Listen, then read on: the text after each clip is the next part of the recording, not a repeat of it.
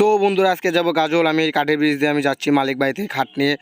তে চলে আসছি আমাদের সুজন আমার জন্য তেঁতুল নিয়ে চলে আসছে। তেঁতুলটা দেখাচ্ছি, তেঁতুলটা আমি খাবো। বংশিয়ারি ব্রিজ দেখতে পাচ্ছ, ফারাক্কার মতন দেখতে, অনেকটা বড়।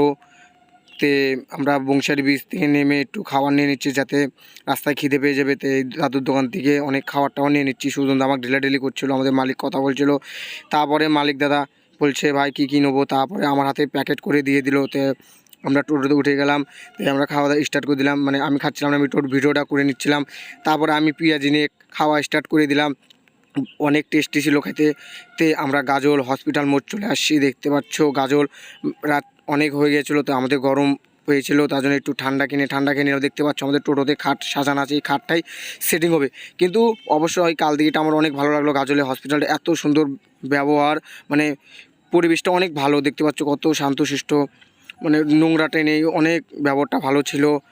তোমরা যদি গাজল থেকে দেখে থাকো তো এই হসপিটালে অবশ্যই তোমরা ঘুরতে আসবে, দেখতে পারবে অনেক অনেক সুন্দর জিনিস আছে। আমার দেখতে খুব ভালো লাগলো। আমাদের কালদিঘি আমাদের গঙ্গারামপুর কালদিঘি তো অনেকটা খারাপ। আমাদের খাটটা সেটিং হয়ে গেছে, দেখতে পাচ্ছ। এই খাটটা আমি বানিয়েছি, নকশাটা ডিজাইনটা আমি কাটছি, সেটিংও আমি করে দিলাম। আমরা এখন খাওয়া দাওয়া করি। ভিডিওটা যদি ভালো লাগে অবশ্যই লাইক কমেন্ট শেয়ার করো। আমরা বাই টাটা বাড়ি যাচ্ছি।